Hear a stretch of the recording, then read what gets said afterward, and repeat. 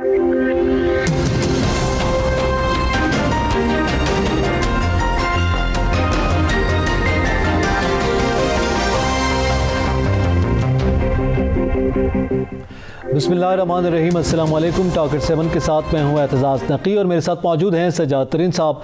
नाज़रीन, आज के प्रोग्राम में सबसे पहले तो बात करेंगे वफाकी काबीना का, जिसके बाद फवाद चौधरी साहब ने गुफ्तगू की है। और फवाद चौधरी साहब ने एक तो ज़ाहिर है कैबिनेट में बात करेंगे कि मिनी बजट के हवाले से कुछ अहम मामलात थे, उस पर डिस्कशन होना थी, उसका क्या बना। लेकिन आज जस्टिस वजीउद्दीन के हवाले से, जो कि पहले आपके इल्म में है कि उन्होंने क्या बयान दिया कि इमरान खान साहब के हवाले से और उनके घर के चलाने के हवाले से अखराजात जो हैं वो कहाँ से आते रहे, तो उसके बाद उस पर कमेंट किया फवाद चौधरी साहब ने कि वो मस्खरे हैं और इस तरह के मस्खरे आते रहते हैं। तो इस पर हम थोड़ी बात करेंगे। इसके साथ साथ अली अमीन गड्डापुर ने मौलाना फजलुर रहमान को हदफ तनकीद बनाया है और उन्होंने क्या गुफ्तगू की, ये भी आज के प्रोग्राम में हम डिस्कस करेंगे।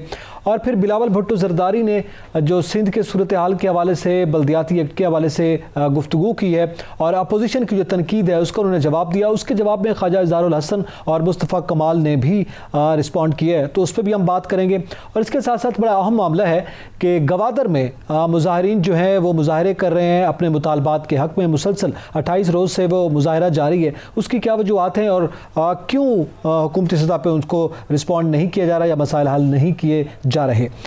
जात्री साहब, सबसे पहले तो फवाद चौधरी साहब ने आज, मतलब आप तारीफ़ करते हैं कि वो चाहते हैं कि मुल्क खुशहाल हो और वो रोशन ख्याली की भी बात करते हैं, अपनी जगह पर हैं, मगर जस्टिस वजीउद्दीन के हवाले से जो बयान उनका सामने आया है, जस्टिस वजीउद्दीन आपके इल्म में है, बज़ात खुद बहरहाल एक हैसियत रखते हैं, खुद PTI का हिस्सा रहे हैं। उन्होंने कहा कि इमरान खान साहब के घर का खर्चा जहांगीर तरीन साहब 30 लाख और फिर 50 लाख देते रहे, चलाते रहे। तो उसके जवाब में उन्होंने उनको मस्खरा करार दे दिया है।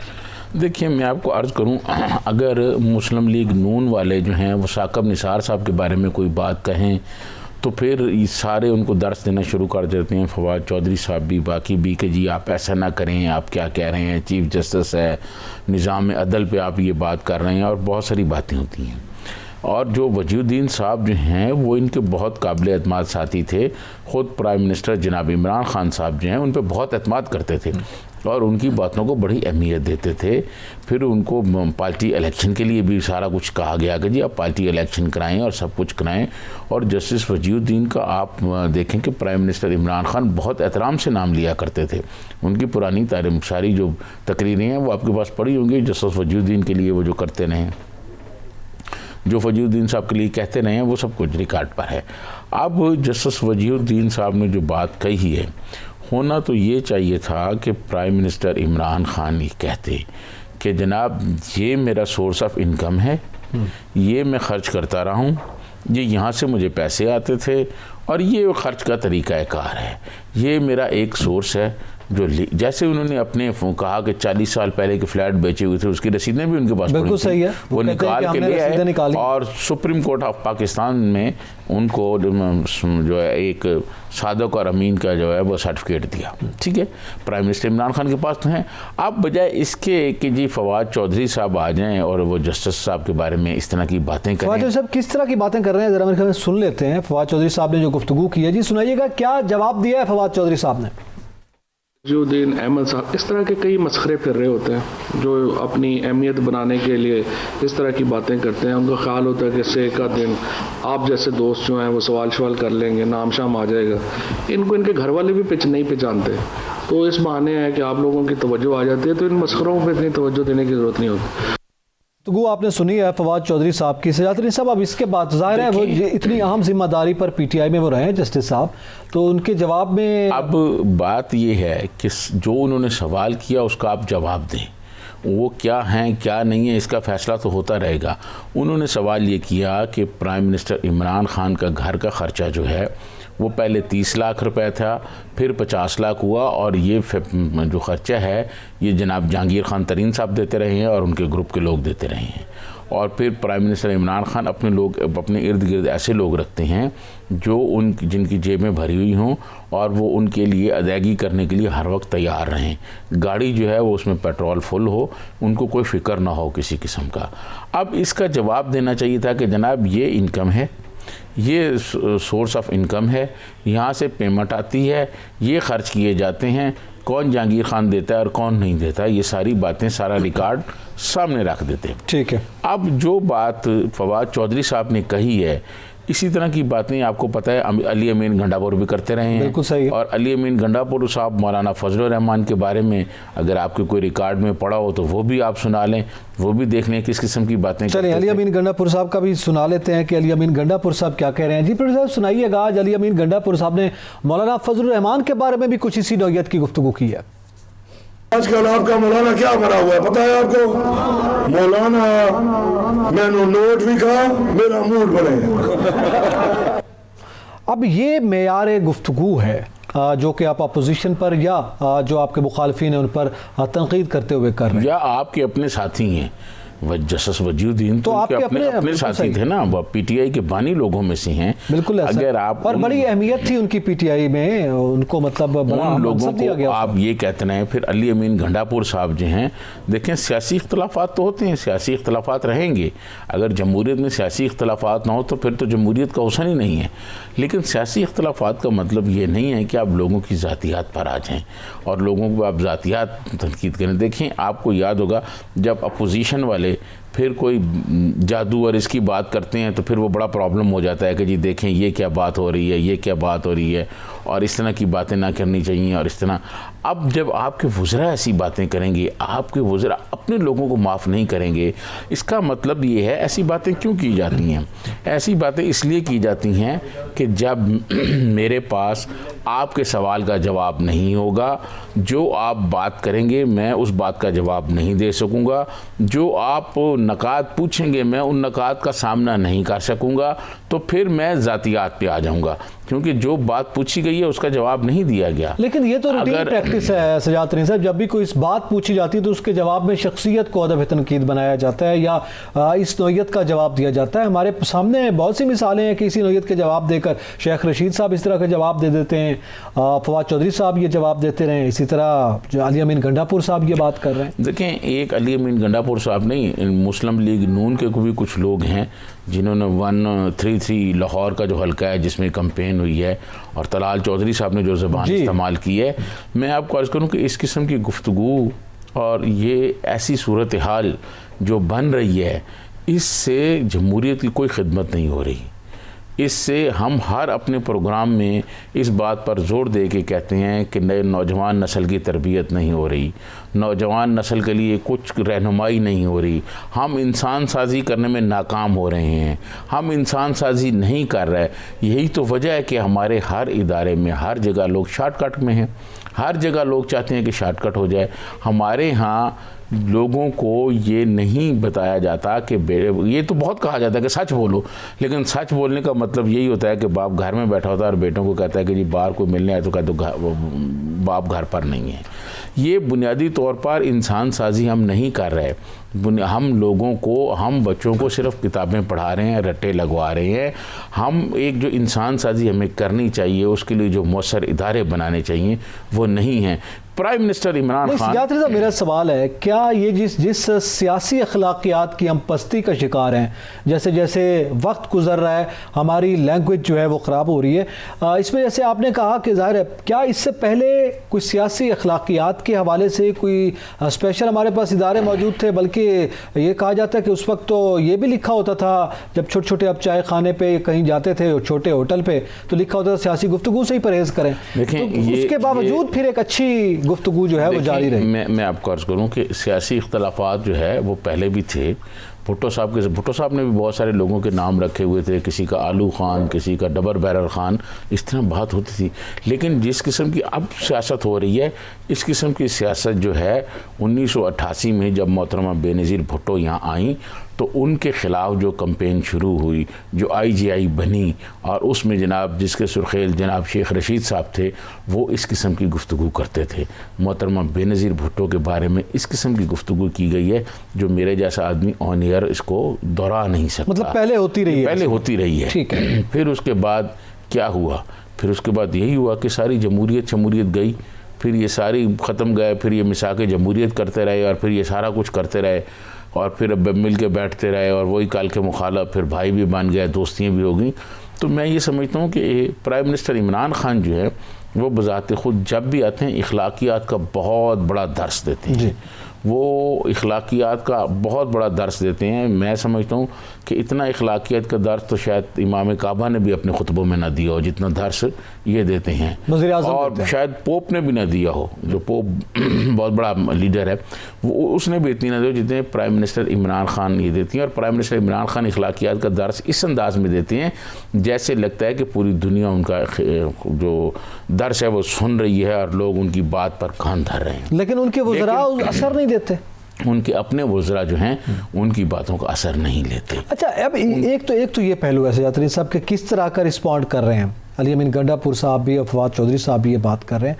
तो जो गुफ्तगू की गई है उस पस मंज़र में क्या आप समझते हैं कि कुछ हक़ाइक़ जो हैं वो सामने आने चाहिए, जस्टिस साहब को भी सामने लाने चाहिए और खान साहब को भी जवाब देना चाहिए?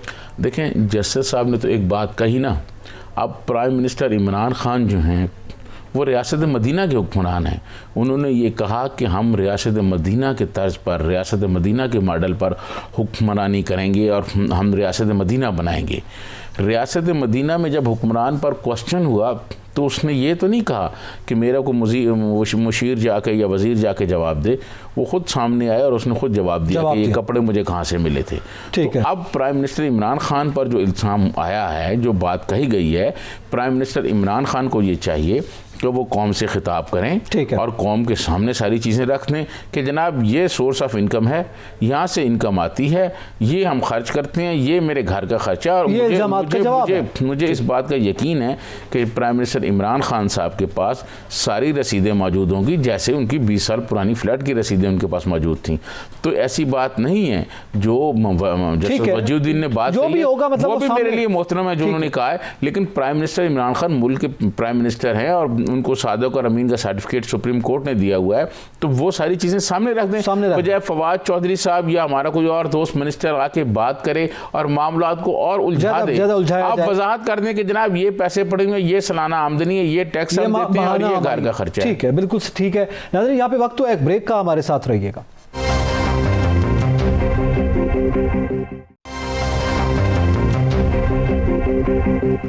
वेलकम बैक नाज़रीन। जिक्र करेंगे, एक तो बिलावल भुट्टो ज़रदारी साहब ने गुफ्तगू की है और जो सिंध में बल्दियाती कानून लाया गया है और उसके हवाले से कुछ तरामीम भी तजवीज़ की गई थी, लेकिन उस पर MQM जो है वो शदीद इख्तिलाफ़ात का इजहार कर रही है। ख्वाजा इज़हार हसन साहब ने आज तनकीद की है। इनके अलावा मुस्तफ़ा कमाल साहब जो पाक ज़मीन पार्टी के हेड हैं, उन्होंने भी तनकीद की है इस कानून के हवाले से। तो इस पर ज़रा बात करते हैं। ज़ातरी साहब, एक तो बिलावल साहब ये कह रहे हैं कि जनाब अपोजिशन को तनकीद का हक़ है लेकिन अपने हक़ाइक़ पेश करने का हक़ नहीं है। तो इससे हम क्या मुराद लें? मतलब क्या अपोजिशन कोई हक़ाइक़ अपने अगर वो समझती है सामने नहीं ला सकती? असल में पीपल्स पार्टी को जो ख़तरा है, जिसका जब हम प्रोग्राम शुरू करने के लिए आ रहे थे तो उस वक्त सईद गनी साहब एक प्रेस कॉन्फ्रेंस कर रहे थे और उन्होंने इसका इजहार भी किया। पीपल्स पार्टी को ख़तरा ये है कि वहाँ जो उर्दू बोलने वाले लोग हैं और सिंधी बोलने वाले जो लोग हैं और उनके दरमियान कोई फिर लड़ाइयाँ शुरू ना हो जाएं, उनके दरमियान फिर कोई तसादम की सूरत हाल ना हो जाए, कोई फसादात ना फूट पड़े। क्योंकि सिंध की हुकूमत तो पीपल्स पार्टी की ना, और हुकूमत हमेशा कमज़ोर एंड पे होती है। हुकूमत ये नहीं चाहती कि शहर में फसादात हों या शहर में कोई ऐसी सूरत हाल हो। सिंध में जो अपोजिशन है, चाहे MQM वाले हों चाहे PTI वाले हों, उनके पास तो खोने के लिए कुछ नहीं है। ठीक है, इसी तरह सिंध में जो कौम परस्त ग्रुप है, जो कौम परस्ती की सियासत करते हैं सूबे सिंध में, उनके पास भी सियासत करने के लिए कुछ नहीं है। इधर से MQM वाले इस तरह के बयानात देंगे जिससे तलखी पैदा होगी, उस तरफ से वो सिंधी कौम परस्त बयानात देंगे, तो ये तसादम का ख़तरा हो। वो MQM कह रही है काला कानून है और ये काले करतूत है और इनका अपना मुँह काला होगा। बिल्कुल, इस पर बिलावल साहब भी वैसे बयान दे चुके। बिलावल साहब ने गुज़िश्ता दिनों जो प्रेस कॉन्फ्रेंस की तो उन्होंने ये कहा कि इसको काला कानून कहने वालों का अपना मुँह काला होगा।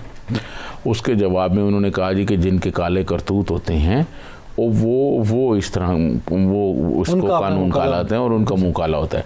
इस तरह की जो गुफ्तगू है ये कोई ना तो मैं समझता हूँ कराची के लिए बेहतर है, ना ये गुफ्तगू सिंध के लिए बेहतर है, ना मुल्क के लिए बेहतर है। देखें, कराची जो है वो पाकिस्तान का एक मुआशी हब है। बिल्कुल सही। सबसे ज़्यादा टैक्सेस वहाँ से होते हैं, सबसे ज़्यादा जो है मतलब लोगों को, मुल्क के सबसे ज़्यादा लोग वहाँ रोज़गार के लिए गए हुए हैं, हर सूबे के लोग वहाँ गए हुए हैं। बिल्कुल सही। ठीक है, पाकिस्तान की इकोनॉमी का बड़ा फैक्टर है, बल्कि बड़ा फैक्टर है। तो अगर वहाँ हम इस किस्म की सूरत हाल पैदा कर देंगे तो फिर जो है वो उससे ना मुल्क के लिए अच्छी होगी ना जमहूरियत के लिए अच्छा होगा। अब MQM वाले जो हैं वो 5 साल रहे हैं जनरल मुशर्रफ के साथ, और वहाँ पर उनके नाज़म रहे हैं मुस्तफ़ा कमाल साहब। क्या किसी ने उनका हाथ बांधा हुआ था कि वो सीवरेज सिस्टम ठीक ना करते? क्या किसी ने उनको रोका हुआ था? उस वक्त तो पीपल्स पार्टी के नामो निशान नहीं था, पीपल्स पार्टी अपोजिशन में थी। ठीक है जी, जब तो बड़ी तारीफ रही है वैसे, और फिर उनका गवर्नर जो था, उनका गवर्नर वहाँ रहा, उन्होंने ये जो आज जो मसले उठा रहे हैं ये क्यों नहीं किया? फिर वसीम अख्तर साहब टेन्योर गुजारा उनके गवर्नर ने जी, वसीम अख्तर साहब उनके मेयर रहे हैं। वसीम अख्तर साहब ने क्यों नहीं वो मसाइल हल किए? मसला ये है कि MQM वाले भी जो हैं वो मसाइल हल करना नहीं चाहते। आपको पता है ना, अब तो वो सारी रिपोर्ट्स भी सामने आ गई हैं कि ये सीवरेज में जो रेत की बोरियां डाल देते थे ताकि गटर उबलें और फिर मसाइल पे सियासत करें और फिर इस तरह करें। ये अब सारी चीज़ें लोगों को समझ आ गई हैं और लोगों को पता चल गया है। आपको पता है MQM की ग्रिप थी पूरे शहर पर, और लंदन में जो मासूफ बैठे हुए हैं उनकी एक कॉल पे कराची बंद हो जाया करता था। लेकिन जब वहाँ ऑपरेशन हुआ, वो टारगेट किलर्स का ख़ात्मा हुआ, तो कराची के लोगों को थोड़ा सा सांस मिला, तो कराची ने करवट ली। कराची ने पीपल्स पार्टी को वोट नहीं दिए, कराची ने PTI को दिए। और मैं अर्ज़ करूँ कि कराची भुट्टो साहब के ज़माने में भी कराची के जो ज़्यादा सीटें थी वो भुट्टो साहब के पास नहीं थी, वो शाह मंदुरानी साहब के पास थी, जमात इस्लामी के पास थी। तो ये पीपल्स पार्टी के वो लोग वोट नहीं डालते रहे, उनके मुखालिफ डालते रहे, लेकिन कराची में काम पीपल्स पार्टी करती रही है। अब वफाकी हुकूमत ने भी कहा जी ग्रीन लाइन शुरू होगा, बसें होंगी, प्राइम मिनिस्टर वहाँ गए हैं, जो एहसन इकबाल साहब भी वहाँ गए थे। तो कराची शहर को हमने बनाना है, कराची शहर के लिए मसला नहीं पैदा करना। लेकिन अब जो बुनियादी मसला है सजातरीन साहब वो क्या है? क्या डिमांड कर रही है MQM कि वो कहते हैं कि जनाब इसमें तरामीम लाई जाए? मुराद अली शाह ने जो तरामीम तजवीज़ की वो हमारे हक़ में थी, और उसको जवाब दे रहे हैं बिलावल भुट्टो जरदारी साहब। उनकी बातों से तासुर मिल रहा है कि जो डिमांड इनकी जानिब से की जा रही है उससे लिसानी फसादात का ख़तरा, जिसका इशारा भी आपने किया। देखें, मैं आपको अर्ज़ करूँ कि जो बातें इन्होंने कही, सईद गनी साहब ने भी प्रेस कॉन्फ्रेंस की, बिल्कुल, उन्होंने कहा जी, इन्होंने टर्नओवर का ये कहा कि जी उस दिन से शुरू होगा जिस दिन से इजलास शुरू होगा। फिर उन्होंने कहा कि जी मेयर वो होगा जो कौंसिल का मेंबर भी होगा। उन्होंने कहा हमने मान लिए सारे मुतालबे। असल में उन्होंने ये जो वाटर बोर्ड में पहले मुदाखलत नहीं थी, वो उन्होंने कहा जी वाटर बोर्ड में भी जो कारपोरेशन होगी उसका रोल होगा, बजाय इसके कि वाटर बोर्ड बिल्कुल कारपोरेशन के हवाले कर दिया जाए, फिर उसको फ़ंड ना मिले। आपको पता है ना, वसीम अख्तर साहब यही रोना रोते थे कि सिंध हुकूमत फ़ंड नहीं दे रही। बड़े लंबे इंटरव्यूज़ दिए उन्होंने। आप इस पर एक प्रोग्राम रखें, हम ये सिंध का जो बल्दियाती निज़ाम है इस पर पूरी गुफ्तगू करेंगे ताकि हमारे नाजरीन जो हैं वो समझ सकें कि असल में क्या लड़ाई है। लड़ाई सिर्फ मफादात की है, अपने अपने मफादात की है। और ज़ाहिर है उनकी जो MQM की सियासत है वो वहाँ पे फिर से एक मरतबा वो लिसानी बुनियाद पर सियासत करना चाह रही है, जिससे मेरे ख्याल में ये मुल्क नहीं चाहता। ये ज़रा इस बात को हम इस तरह कहें कि लासानी बुनियाद पर नहीं करना चाह रही, ज़रा वो हालात को फिर उस तरफ लेके जा रही है ताकि लासानी फसादात हों, मसाइल पैदा हों, और जब कराची रुकेगा, कराची में हालात ख़राब होंगे और कराची में मसाइल पैदा होंगे तो ज़ाहिर है वहाँ कारोबार बंद होगा, कारोबार बंद होगा तो ज़ाहिर है फिर मुल्क को रेवेन्यू उस तरह नहीं मिल पाएगा, और हुकूमत को मसाइल पैदा होंगे। ये एक बहुत बड़ी परेशानी बन जाएगी, जिसकी वजह से पीपल्स पार्टी ये चाह रही है कि मामलात इतने पे ना चले जाएं कि मामलात ख़राब हो जाएं, क्योंकि पीपल्स पार्टी वाले ये जानते हैं। अब देखें जो बात उन्होंने की मुराद अली शाह साहब ने असम्बली में, उसको बड़ा ये मतलब बढ़ा चढ़ा के पेश कर रहे हैं MQM वाले।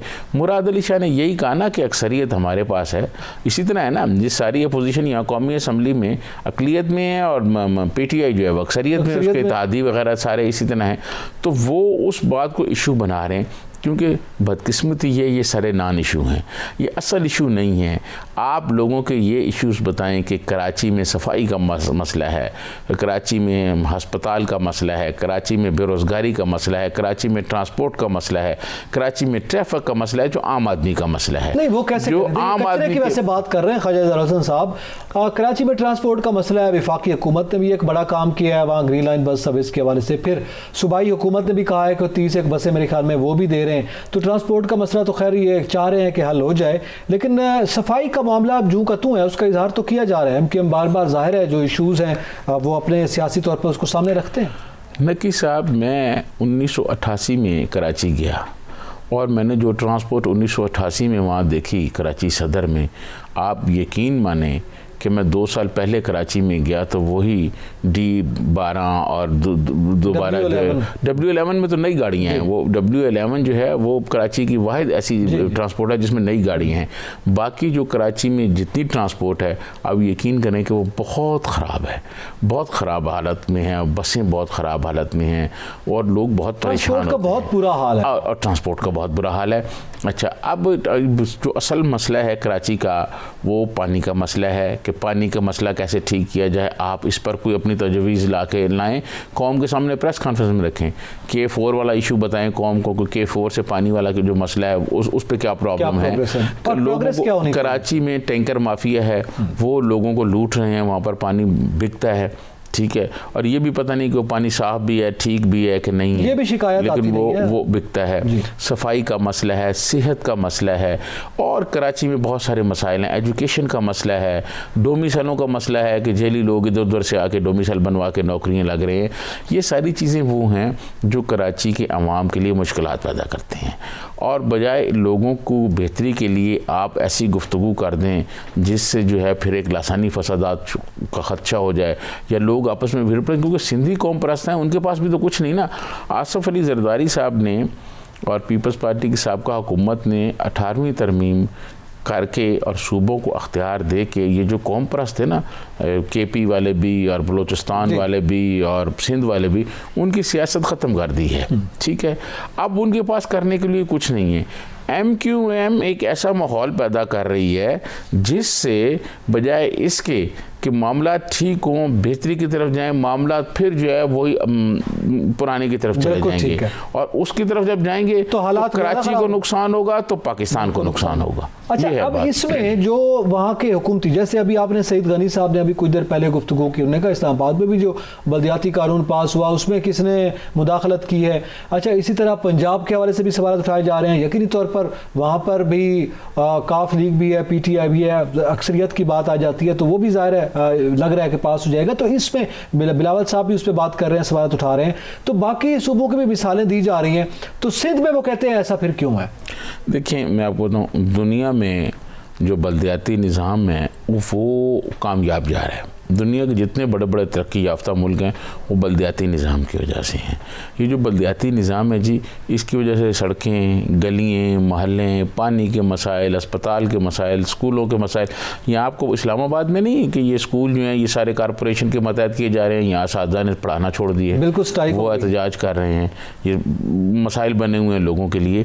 तो ये दुनिया भर में जो बल्दियाती निज़ाम है जिसकी वजह से लोग तरक्की कर रहे हैं, प्राइम मिनिस्टर इमरान खान तो बहुत जिक्र करते रहे हैं। बिल्कुल, अख्तियारात का निचली सतह तक जाना, वैसे पूरी दुनिया में उसको आपने 18वीं तरमीम की, आपने सूबों को अख्तियारात दिए, अब सूबों से अख्तियारात जो हैं वो डिस्ट्रिक्ट में जाने हैं। आप क्यों नहीं डिस्ट्रिक्ट को दे रहे? आप डिस्ट्रिक्ट को दें। हाँ, मैं ये समझता हूँ कि अगर कराची में ये निज़ाम ठीक नहीं है या अपोजिशन इस पर इल्ज़ाम लगा रही है तो इस निज़ाम को आने तो देना, ये निज़ाम आ जाए, आप देखें नहीं चले, अगली दफ़ा आप लोगों को बताएं कि ये निज़ाम ठीक नहीं है और ये आप अक्सरियत देखें, आप उसमें तब्दीली कर दें। बहुत सारी आइन में तब्दीलियाँ हुई नहीं हैं, बिल्कुल आइन में भी तब्दीलियाँ होती हैं, सूबे अपने कानून में भी तब्दीलियाँ करते रहते हैं। तो आप कोई नया बल्दियाती निज़ाम ले आएँ। आपको अगर वो जनम मुशर्रफ वाला पसंद है, MQM वालों को अगर वो पसंद है तो वो अगली दफ़ा वो लें, अपना सीटें जीतें वहाँ से, और उसके बाद जो अपनी आ जाएं और कहें कि जनाब बात करें, अवाम के सामने बात रखें कि जी ये इस तरह है। बिल्कुल ठीक है। अवाम अगर आपको कहे तो वोट दे, मुंतखब करे, आप आ जाएं अक्सरियत में और आप तब्दील कर दें उसमें। अच्छा, क्या आप नहीं समझते कि एक कोहेरेंस होनी चाहिए? बाकी सूबों में जिस तरह बल्दियाती निज़ाम की बात की जा रही है, पीटीआई मतलब केपीके में कर रही है, पंजाब में करने जा रहे हैं, इसी तरह दीगर सूबों में, तो एक तरह का कुछ मामला जो है वो बन जाए जिससे सूरत हाल बेहतरी की जानिब गामज़न हो, फिर ये मेरे ख्याल में मसाइल ख़त्म हो जाएंगे। देखें, बात यह है कि बलूचिस्तान में वहाँ इत्तेहादी हुकूमत है, पंजाब में जो है वो मुस्लिम लीग नून की, वो इनकी पीटीआई की अपनी हुकूमत है, केपी में पीटीआई की हुकूमत है, सिंध में पीपल्स पार्टी की हुकूमत है, और सूबे अपनी मर्जी से बना रहे हैं बल्दियाती निज़ाम। कोई इसमें ऐसी बात हर नहीं सूबे है, के अपने तकाज़े, हर सूबा अपने हालात को मद्देनजर रखते हुए वो बल्दियाती निज़ाम बना रहे हैं। अगर अपोजिशन को इस पर मतलब कोई है कि ये ठीक नहीं है, तो अपोजिशन सारी जमा हो जाए और वो अपनी अक्सरियत असम्बली में साबित करे और तब्दीली कर दे उसमें। ठीक है, इसी पे मज़ीद भी गुफ्तगू थोड़ी करेंगे, और इसके साथ साथ कुछ दीगर अहम मामलात हैं, बिलखुसूस गवादर के हवाले से भी हमने आपको जिक्र किया है, वहाँ पे मुज़ाहरे जारी है, इस पर भी बात करेंगे। एक ब्रेक के बाद हमारे साथ रहिएगा।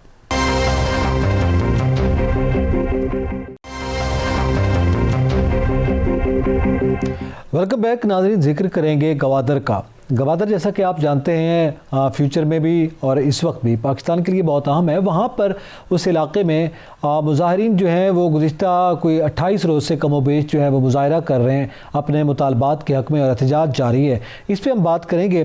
ज़ियातरीन साहब, इससे पहले कि हम वहाँ से ज़रा डिटेल्स भी लेते हैं कि क्या वहाँ पर मुजाहरे किए जा रहे हैं, क्यों किए जा रहे हैं, आप कैसे समझते हैं कि बलूचिस्तान में ओवरऑल पहले हम सिचुएशन का जिक्र करते रहते हैं, इस वक्त गवादर में मतलब क्या वजह है उस पर तवज्जो ही नहीं दी जा रही, उस पर बात नहीं की जा रही, या उनके मुतालबात माने नहीं जा रहे, या इतने सख्त हैं? देखें, मैं आपको अर्ज़ करूं कि गवादर में जो मुतालबात शुरू हुए थे फ़िशरी के सिस्टम से, और वो अब बढ़ते जा रहे हैं और उनके मुतालबात में भी इजाफ़ा होता जा रहा है। अच्छा, एक तरफ मुतालबात में इजाफा होता जा रहा है, दूसरी तरफ उस धरने के लोगों में इजाफा होता जा रहा है। अच्छा, हम ज़रा डिटेल्स ले लें। हमारे साथ इस वक्त लाइन पर मौजूद हैं ब्यूरो चीफ क्वेटा अब्दुल गनी काकड़ साहब। बहुत शुक्रिया अब्दुल गनी काकड़ साहब वक्त देने का। ये बताइएगा कि गवादर में कितने रोज़ से एहतजाज जारी है और क्या मुतालबात है मुजाहिरीन के? देखें, ये धरना तो गुज़श्ता 27 रोज से बाकायदा इसमें अगर देखा जाए तो ये वो धरना है जो कि जारी है, और इस धरने के दौरान जो मुतालबात सामने आए हैं धरना मुजाहिरीन के, कुछ मुतालबात तो ऐसे हैं जो बलूचिस्तान हुकूमत के डोमेन में आते हैं, जिनके हल के लिए और को तस्लीम करने के हवाले से बाकायदा यहाँ बलूचिस्तान हुकूमत की जानिब से मुख्तलिफ ऐलानात भी सामने आए हैं मुख्तलिफ फोरम्स पर। लेकिन कुछ मुतालबात धरना मुजाहिरीन के ऐसे हैं जो हुकूमत बलूचिस्तान के डोमेन में नहीं आते, इसीलिए मरकजी हुकूमत अगर इसमें किरदार अदा करती है तो शायद फिर किसी हद तक ये जो सूरत हाल है इसे बेहतर बनाया जा सकता है। यहाँ के जो मुकामी लोग थे जब वो इस धरने का हिस्सा बने तो उन्होंने सबसे पहले तो मुतालबा ये किया कि बलूचिस्तान के इस सरहदी जो साहिली इलाका है, यहाँ पे समंदरी हदूद में जो डीप सी यहाँ पे ट्रॉलर्स की मूवमेंट है वो जो है वो ख़त्म की जाए, ताकि यहाँ से जो मुकामी लोग हैं जिनका एक कसीर पैमाने पर यहाँ पे रोजगार इसी माहीगीरी के शोबे से वाबस्ता है, उनके जो मुश्किलात हैं वो ख़त्म हो सके। इसी तरह फिर उन्होंने दूसरा जो मुतालबा रखा वो ये था कि ईरान से आने वाली जो अशिया हैं, मुख्तलिफ अशिया जिनसे इस वक्त यहाँ पे मुकामी लोगों का रोजगार वाबस्ता है, उनमें चूँकि जब ये मूवमेंट होती है ईरान से यहाँ तक तो ये जो मुख्तलिफ रुकावटें हैं खासकर चेक पोस्टों के हवाले से या दीगर मुख्तलिफ जावियों से, तो वो जो रुकावटें हैं उन्होंने ये मुतालबा किया कि वो ख़त्म की जाएँ। फिर इसी तरह उनका एक और मुतालबा ये भी था कि जो सिक्योरिटी फोर्सेज ने मुख्तलिफ चेक पोस्टें मकरान बेल्ट में बनाई हैं वो चेक पोस्टें ख़त्म की जाएँ, जिससे मुकामी लोगों को मुश्किलात जो दरपेश हैं वो ख़त्म हो सकती हैं। अब ये चेक पोस्टें किसी हद तक ख़त्म तो ज़रूर की गई हैं और इस हवाले से बाकायदा ऐलानात भी सामने आए हैं, लेकिन कुछ चेक पोस्टें यहाँ पे ऐसी भी हैं जिनके खात्मे के लिए इस वक्त न सूबाई हुकूमत तैयार है न मरकजी हुकूमत इस पर आमादगी जाहिर कर रही है, क्योंकि इन चेक पोस्टों को इसलिए ज़रूरी करार दिया गया है कि मकरान बेल्ट जो है वो बलूचिस्तान का इंतहाई हसास इलाका है और यहाँ दहशतगर्दी के अक्सर वाक़यात भी पेश आते हैं, और सीपेक के तनाजुर में अगर खासकर इसको देखा जाए तो फिर यहाँ पे जो सिक्योरिटी चैलेंजेस हैं उनको मीट करने के लिए इन चेक पोस्टों का होना बहुत ज़रूरी है। इसीलिए कुछ मुतालबात ऐसे हैं जिनको ताहाल तस्लीम नहीं किया गया है, और मरकजी सतह पर जो हुकूमती सतह पर यहाँ पे जो ऐलानात किए गए हैं उनके तनाजुर में कुछ इक़दाम तो ज़रूर सामने आए हैं, और आज भी यहाँ पे मुख्तलिफ ऐसे अमूर थे जिनको वहाँ पे बाकायदा उनका जायजा भी लिया गया। और वज़ीर आला बलूचिस्तान ने ये भी आज बाकायदा ये हिदायत की कि वहाँ जो मुकामी लोग हैं जिनको खासकर उनके जो बुनियादी मसाइल हैं उनके खात्मे के लिए उनको ऐसे इकदाम किए जाए ताकि वो खुद देखें कि वो इकदाम किए गए हैं और सिर्फ ज़बानी जमा खर्च जिस तरह वो दावे कर रहे हैं कि किए जा रहे हैं वो नहीं है।